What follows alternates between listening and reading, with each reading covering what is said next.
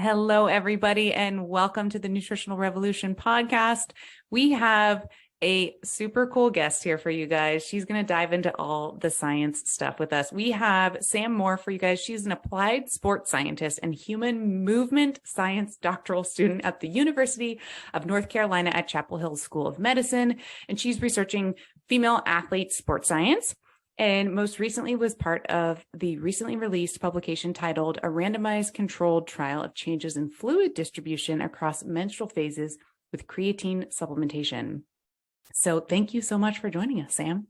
Yeah, hi. I'm super excited, super grateful to be here. Yeah, awesome. So before the listeners get to know too much about you, we're going to do our two truths and a lie. And I'll take a stab at it and see which one I think is the lie. Okay, cool. Go ahead and break so them down. I wrote all three down. Okay, perfect. Sure that I said them right.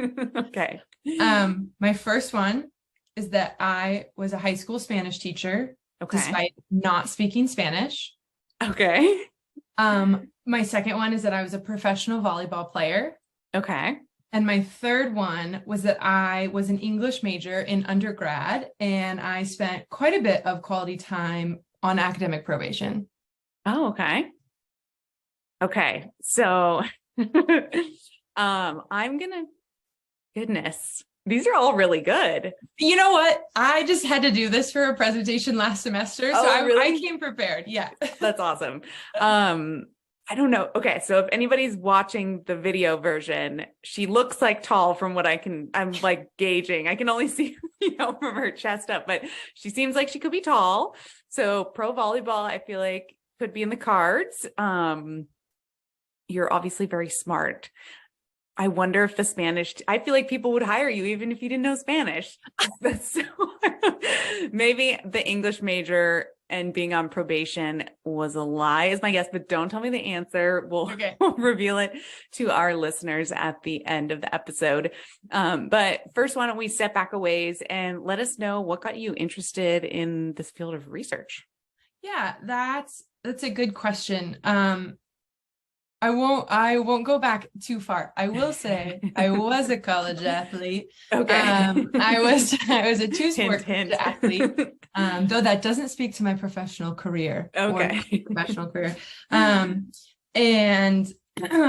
But when I was going through my undergraduate process, I didn't really think about how my physiology affected my training or performance. I knew I would wake up some days and look in the mirror and I would look like I gained 15 pounds. And I was like, oh my gosh, my strength coach she is gonna never forgive me for this, or things like that. Or some days I would go in and I just didn't have it. And I couldn't tell you why.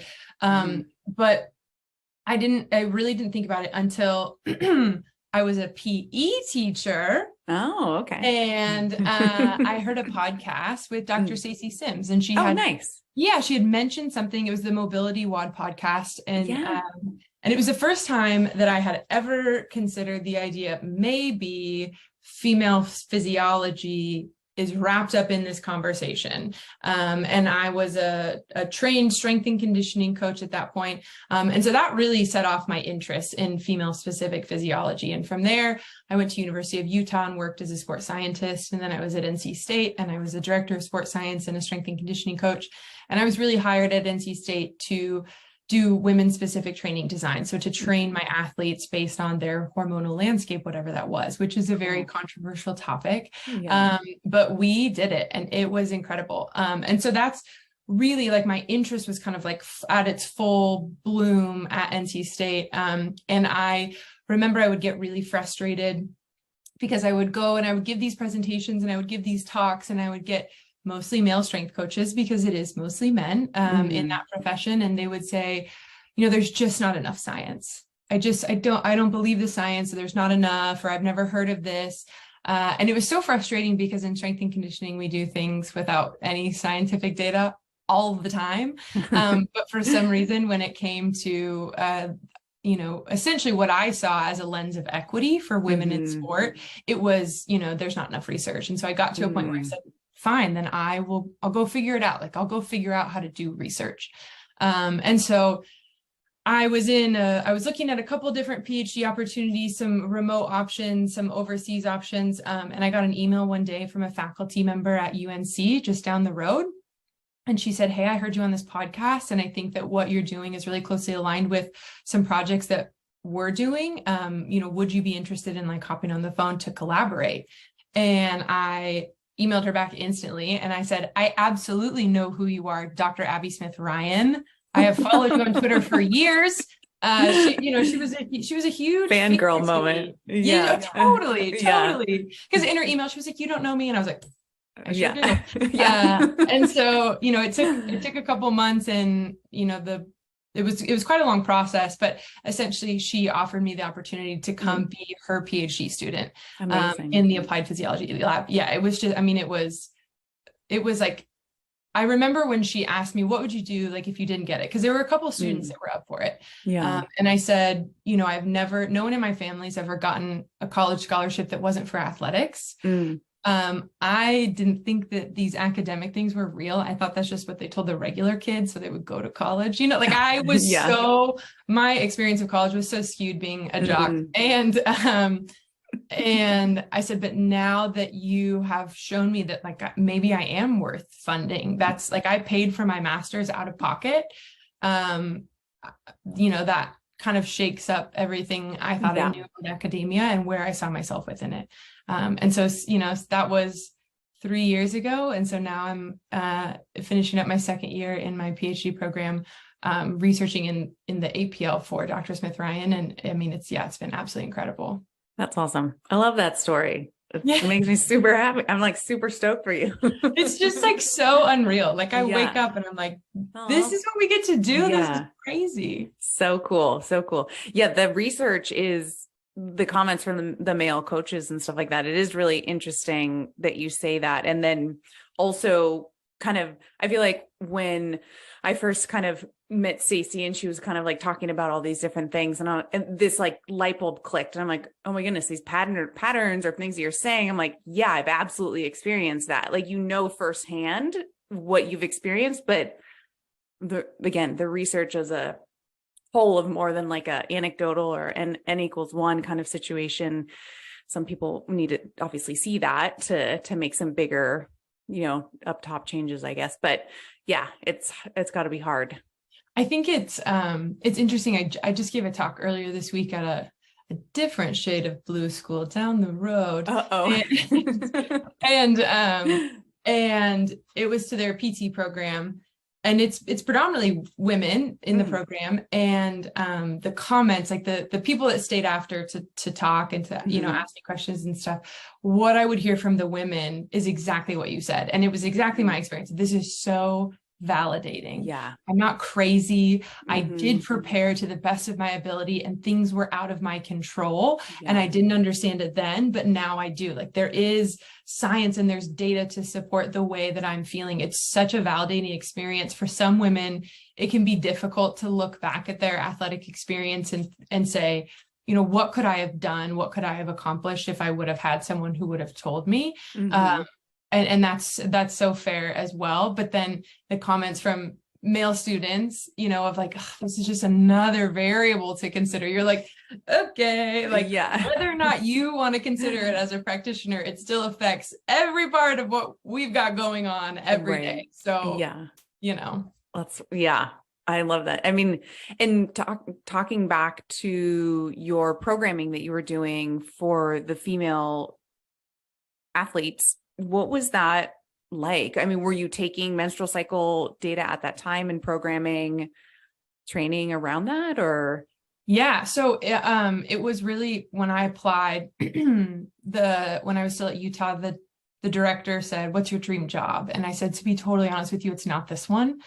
But let me maybe explain to you what my dream job would be, and maybe you want to hire me to do that. And he was like, that's a hot take, but let's give it a go. Yeah. And so I did. I said, this is my framework for female athletes, and this is how I think women should be trained, and this is what I think it would look like.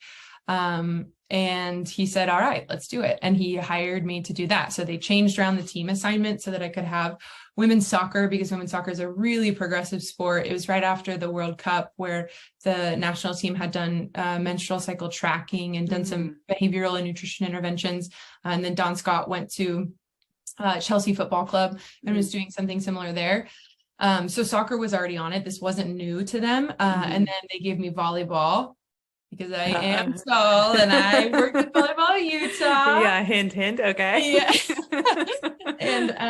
And so but when I was moving there, there was a turnover in the head coach position. And so I got to my first day of work and I had one team that had heard of it and had talked of it and listened to podcasts. And I had one team that essentially I just had no one telling me what I could and couldn't do. And I said, this is perfect for me.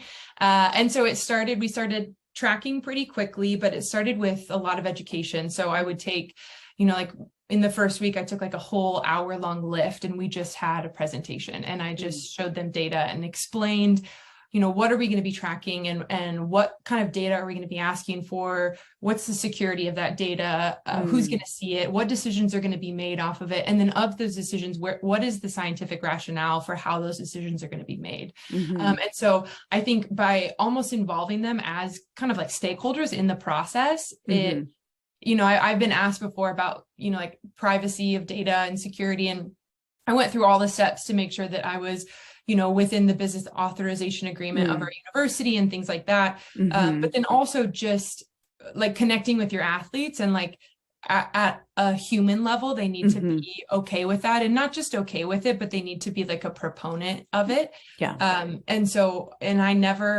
I've never had an athlete push back and say, I'm not comfortable with this, or, I just don't want to do when I was at state, like I would have soccer players yelling across the field that they had started their period that day and they forgot to do their wellness questionnaire, that they should be in this group, not that group, So I just haven't had that, because I think, so again, back to our experiences, it seemed like they're quite shared.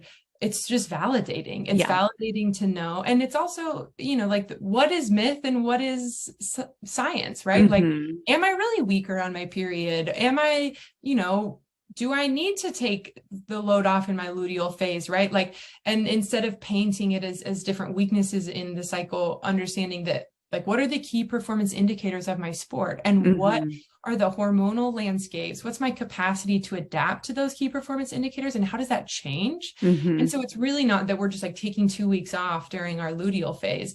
It is that we are understanding what we need to get better at, and then how to maximize what's available to us based on our hormonal landscape, and then also based on wellness questionnaires. So every morning before soccer practice, I would go through all of their questionnaires and I would look at who has started their period or a new pack of birth control or whatever their birth control type was. And I think that's something that like the depot shot wasn't something that I had planned for, like understanding like what are the hormone concentrations of the depot shot, and then how might I modulate training based on what that's giving to me. And a lot of it is theoretical because we don't have a lot of data on that.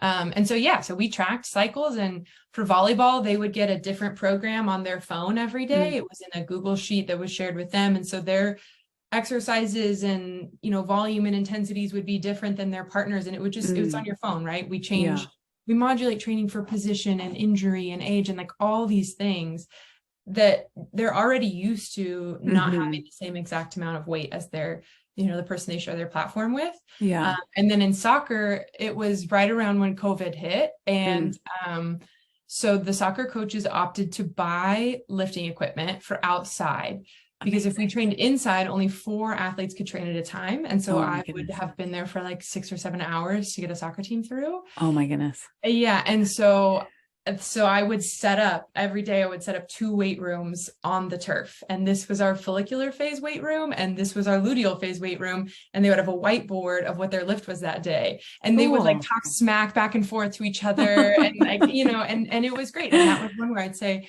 okay, follicular phase, and I would read off the names, and luteal phase, read off the names. And obviously it was more complex than that, because again, we had different contraceptive types, and we had injuries and return from COVID and so many different things, but we had built that into it. And I had staffs that were supportive. I had athletic trainers that were involved in the decision-making. I mean, it was really incredible what we were able to do. Yeah. That sounds so neat. Like I can't even, but definitely there was not that kind of stuff going on when I went through college. And I mean, imagine in high school too. Like, I feel like that could just be so beneficial educating teenage girls on all that information. But you mentioned the privacy aspect of tracking and that kind of stuff.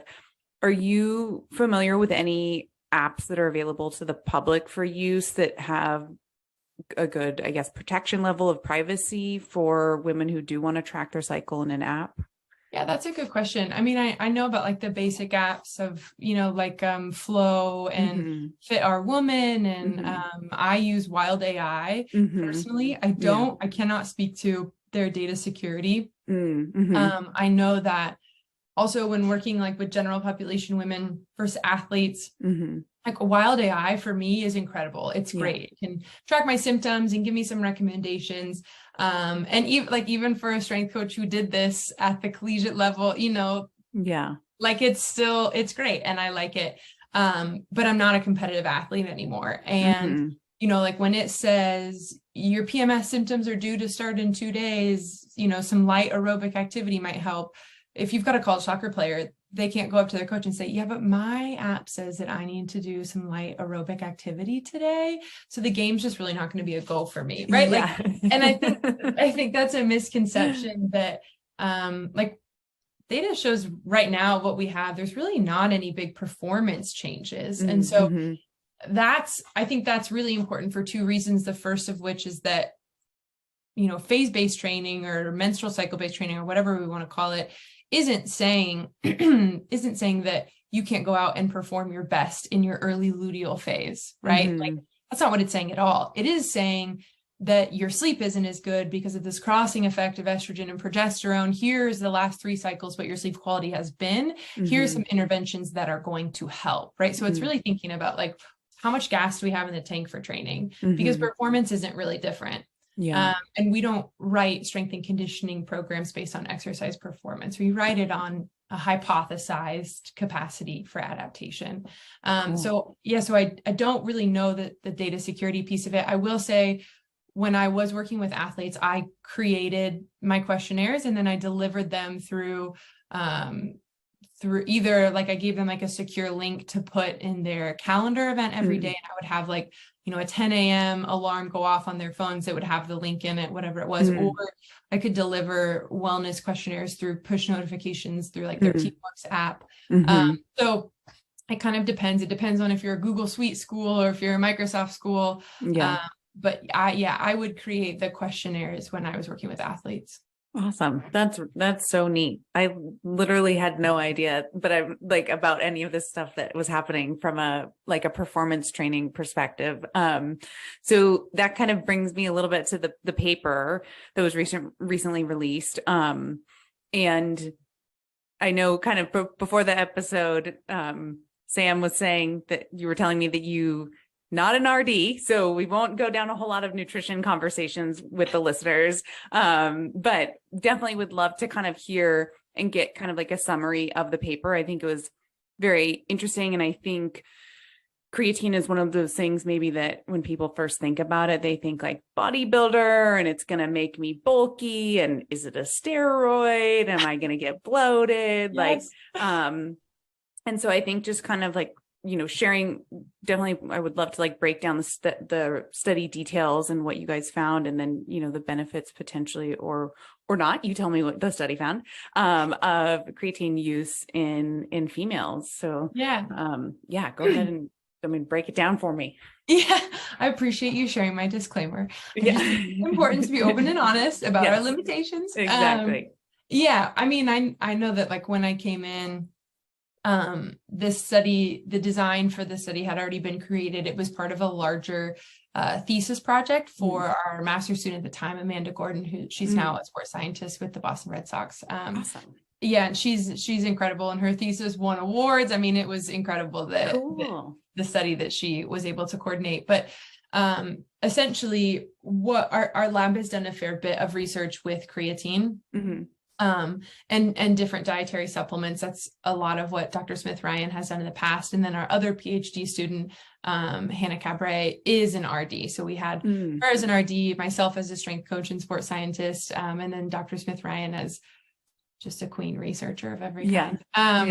But essentially what we wanted to know is we wanted to know the effect of a loading dose of creatine. So oftentimes with creatine supplementation, it will be recommended to start with like a super compensation, like a loading dose that's more than you would normally take daily. So what we did was we did 4 days of 5 times daily, 5 grams a day, or excuse me, 20 grams a day for 5 days. So it was 5 days of 4 5-gram supplements. And we did it like that. Also, we did a loading dose so that we could stay within the menstrual phases. So they would come in for a pre-supplementation visit. They would go through all of our tests and do all the measures, start supplementation, and then they would come back 5 days later within the same phase. And I think that that's important because what we saw specifically with hydration, we looked at total body water and then intra and extracellular fluid. And the data for menstrual cycle changes in fluid distribution is a little murky, but we do see a common theme of both estrogen and progesterone pull water extracellularly. And so when we're in the luteal phase, that can that's the thought to be why we struggle with thermoregulation, which can have so many impacts. It can impact exercise performance and exercise experience and RPE. It can also impact sleep quality, right? So if you're running a few degrees hotter and you can't cool yourself down, you can't get into REM as well, and your sleep quality won't be as good, things like that. And so we knew that estrogen and progesterone had this effect. And in terms of females and creatine research up to that point, there was some female specific research. As far as we knew, there wasn't any that looked at fluid distribution or any of the performance or recovery outcomes that we had looked at and divided it by phase. And so people either controlled for phase at the baseline visit, but not at the follow-up visit, or it really wasn't a variable at all. And so we had eumenoric women, we had women on IUDs, on hormonal IUDs, and then we also had women on oral contraceptives. And so we split them into a follicular or a low hormone phase, which would be the placebo pill, and then a luteal or a high hormone phase in the active pill. And so what we saw was that the pre to post outcomes in the follicular phase for creatine didn't really show any changes. However, we saw really significant outcomes, not just with the pre to post changes for fluid distribution in the luteal phase, but also from the end of the follicular compared to the end of the luteal. And so we saw significantly increased total body water, intracellular fluid, and extracellular fluid. So all 3 fluid compartments were significantly higher, but we saw no change in body mass. And I think that's kind of the point that makes it really novel is bloating. You mentioned it. It's not necessary. I wouldn't even call it a myth. I would say it can happen because the structure of creatine, what it does is it pulls that water intracellularly. And so it does have that effect on it. And in men, we see massive significant gains of body mass on loading doses of creatine. And so our rationale that you can never really prove anything in science. But, what we kind of imagine or hypothesize that's happening is it's really offsetting as estrogen and progesterone are pulling water out of the cell in that luteal phase when both of them are high, that creatine's putting that water back in. And so it's kind of offsetting those fluid distribution changes from our endogenous hormones. So fascinating. So if body mass is not changing, but body fluid is increasing, where's what mass is disappearing? It's a good question. So, so there was a small gain in body mass, but it wasn't statistically different. Gotcha. So it might be clinically relevant, like like 1 kilo is 2.2 pounds. But statistically, when we compared people to themselves across between phases. There wasn't a statistical difference, but it's really thinking more so about this pull of intracellular fluid, because that's where we saw the largest change. The extracellular fluid was statistically increased as well, but it's really, I mean, I think it was like maybe 75% of a liter, like almost a full liter pulled intracellularly. Wow. And so that's huge, right? Yeah. That's a big amount. It also, and this gets into like the nitty gritty of the statistical analysis, but it was significant when we covaried for hormone concentration and then also for acute hydration. So we evaluated acute hydration with urine specific gravity. Okay. Interesting. And did you see any difference between hormonal contraceptive versus no contraceptive? Yeah, that's a good question. We didn't see any. We assessed for baseline differences and differences in change scores, and we didn't see any statistical significance. We evaluated hormone concentration at all of the post-supplementation visits, and we didn't see any statistical differences in estrogen concentration in the follicular phase or in the luteal phase, which I think is fascinating. I know that there is a push to improve the quality of methodology in female physiology studies. And I think that that's really commendable and important.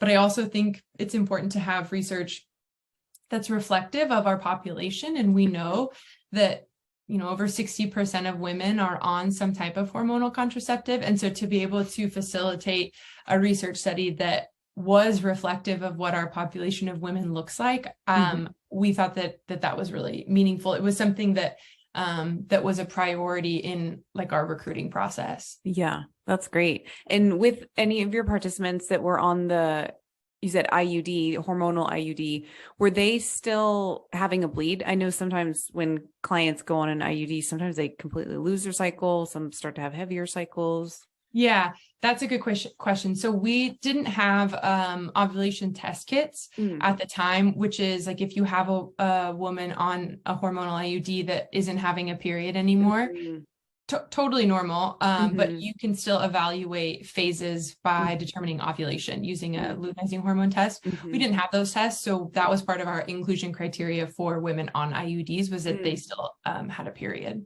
Okay, cool. And any women in the study that weren't having a period at all, like amenorrhea? So that's also a very good question. Part of our inclusion criteria for our naturally cycling group was a regular menstrual cycle. And we used an app that tracked their basal body temperature. Oh, yeah. And that was available so they could log in and we could log in and we could see kind of how those were changing as well. Cool. Awesome.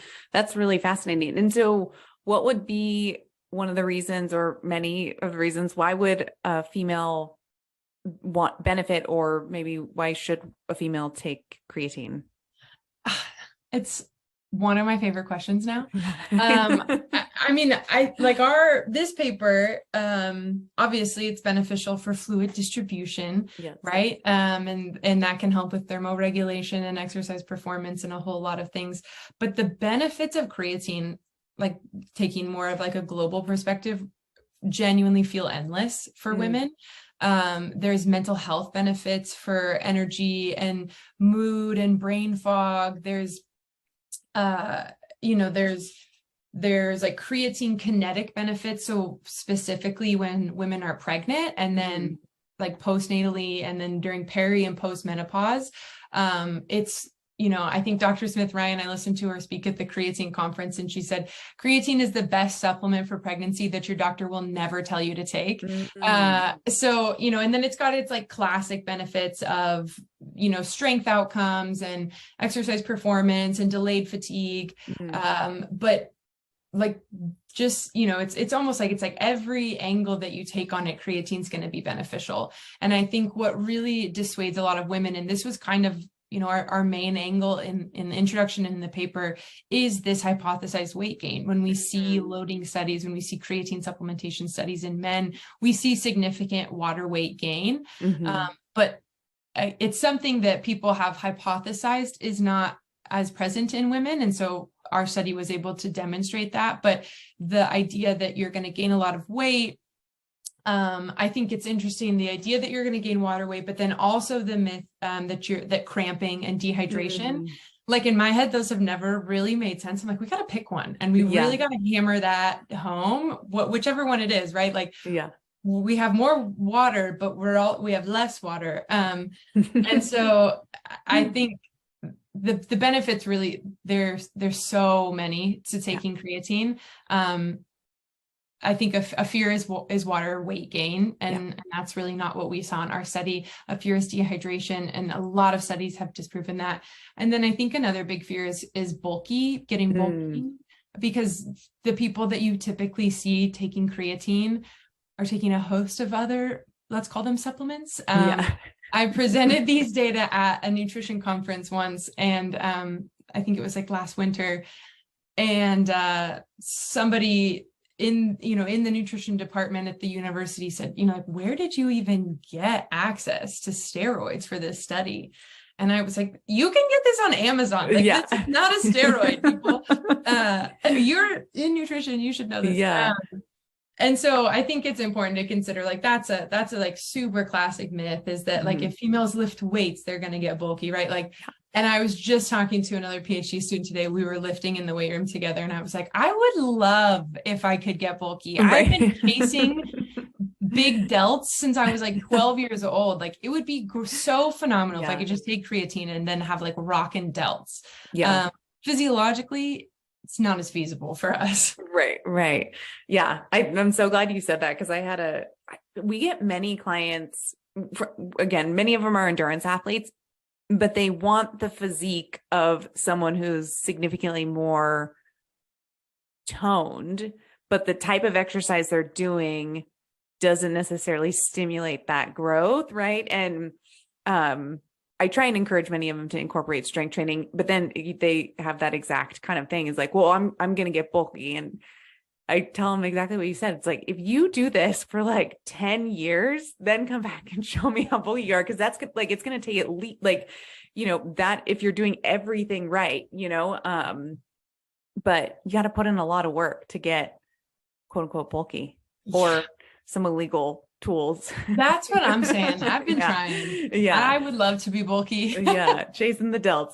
I dig it. So with that kind of paper, I mean, I think that's fantastic, kind of sharing that information, because I do think definitely with our female athletes or females across the board, there's always that like continued fear of like weight gain or, increasing the number on the scale, et cetera. But just for the cognitive benefits too. And for our listeners, I think this episode will come out after our episode that we did with Dr. Ken Dow, but all on creatine. But after I spoke with him, I like immediately was like, pulled my creatine out of the cabinet, because I was like, I haven't been taking this. Like, I'm convinced now. So the whole NR team's back on creatine. So, and I upped my dad's dose, like after he was talking about Alzheimer's and dementia stuff. And it is like it seems like every angle they test it in, there's some positive outcome with it, which is just really incredible. So there was a paper, I want to say that it was in the ISSN journal, that I think it was talking about misconceptions of creatine, but it also talked about like how safe it is. Like, it is one of the most widely studied supplements with so few adverse reactions to it. And I had the same experience. Like, I called my mom, who just finished up menopause a few years ago, and I was like, Mom, you got to get back on 5 grams a day. Okay. You got to do it. And I just the other week I had like a midterm presentation, and I got a notification on my phone that day that was like, your PMS is due to start in 3 days. And I was like, whoa, got to put that creatine in my coffee today. Got to be with, so I think, it's, I agree with what you said. It seems like everywhere we look that it's more and more beneficial. Yeah. So with regards to the cognitive benefits, that kind of stuff for women going through different phases of their cycle, is that something where you think they should be increasing and or only including creatine during certain phases of their cycle at certain doses? Or is it something that should be consistent, 30 days of the month? That's a good question. Excuse me. I think it's going to be beneficial all the time, to be quite honest with you. Even if like we didn't see significant outcomes of fluid distribution in the follicular phase, you're still going to get all of the other benefits that we already know creatine has. And like I said, we did the loading dose. So we did 20 grams a day, which is quite a bit for 5 days. But I think and there's a paper that Dr. Smith-Ryan wrote about creatine supplementation and kind of the benefits across the lifespan for women. But what they talk about is you can do a loading phase if you have like a big event coming up, or like a tournament or something like that, or if it is suitable for you, if you've kind of tried it out and you feel like just doing loading doses in one phase is more helpful. But you can also achieve the same levels over time, just doing 3 to 5 grams a day, and do more of like a long-term chronic supplementation. Yeah. And do you recommend any specific time of day to take creatine? Does it matter? What are your thoughts? I don't recommend anything. Okay. Just get it in. I know, like I have read some papers about like pre and post timing, like pre and post exercise, but I haven't ever read any in women. So okay. Yeah. Okay, cool. So being mindful of your time, what's coming down the pipeline for you, or things you want to see with regards to research in women, or what your coaching stuff is involved and all that stuff? Yeah. We just finished up our other PhD student. We just finished up data collection for her dissertation, looking at different exercise performance outcomes across different menstrual phases, but then also again with the oral contraceptives and with hormonal IUDs, and understanding are there performance differences, and doing quite a wide swath of outcomes, which was really interesting. We are doing right now, we had a cross-sectional menopause study that looked at metabolism, lifestyle factors, experiences of menopause, and we turned that into a longitudinal study. So I'm currently coordinating the longitudinal arm, and it's about 2 years later, and kind of as women are going through the menopause transition, how are these things changing from an individual? Because again, we have these cross-sectional numbers, but we don't really have a ton of data on women as they go through the lifespan of how these things are changing, and being really kind of discreet about what stage of menopause they're in. And so that's been really rewarding, and that will likely serve as some pilot data for my dissertation that we're looking at kind of, especially this perimenopausal window. It feels like this upside down world, like you look left and things go right. And so we're just trying to better understand kind of the muscle characteristics, the metabolism, and then really being able to use the data that we've got from this cross-sectional and then longitudinal follow-up, and better structure exercise and nutrition interventions to improve quality of life. Because it's, it's overwhelming that our data and all of the other data that I've looked at, which is probably a fraction of what's out there, that health-related quality of life drops so significantly in menopause, and specifically in perimenopause. And we don't really talk about it. We know that there's genetic factors to it, and yet women aren't talking with their mothers and daughters to know about how it went. And so being able to better target kind of exercise and nutrition to improve health-related quality of life, but then also improve some of these chronic disease outcomes. Yeah, that's interesting. That I'm very curious to hear what you guys find of that. That one sounds like really neat. And I definitely have seen too, I'd be curious with regards to talking about creatine, that there seems like there's a lot of like depression and stuff that can occur through perimenopause as well. And I wonder, are there possible, I have so many questions, Yeah. Could creatine benefit that? It's a great point. I was just looking at a paper the other day that showed that depression, anxiety, and joint pain were the top 3 predictors of reductions in quality of life for women across the menopause transition. Wow. And we know that creatine can help. Bada bing. So you talked about dosing, timing. Is there a change in dose amount of creatine for perimenopausal, postmenopausal versus a menstruating female, out of curiosity? Not that I know of. I know in that paper that I've referenced a couple of times that they talk about some differences in dosing. But as far as I know there's some dosing modalities that are based on like kilograms of body weight. But my understanding is that in a loading dose, you've got the 20 grams a day kind of spaced out through the day. And then in terms of a chronic supplementation, anywhere between 3 to 5 grams is pretty normal. Awesome. And let's see before we tell people where they can find you, we have to do your 2 truths and a lie. Oh yeah. So let's see, you said was a high school Spanish teacher without being able to speak Spanish, was a pro volleyball player, and English major that spent a lot of time on probation. Academic probation, yeah. Academic. Okay. And I said the lie was the English major situation. Yeah. Which is fair. I was not a professional volleyball player. Oh no. I played Division I volleyball, and I had 2 season-ending knee surgeries, and one had to medical redshirt at 21. But that my knee surgeries were the reason that I switched from English, which I was obviously not being successful at, to exercise science. And that's why I got into strength and conditioning and sports science, and the whole bit. That's awesome. It's all connected. Yeah. Amazing. Except for my time as Senorita Moore, the Spanish teacher. That was really not connected. That was a very hard time for that school district. They were really going through it.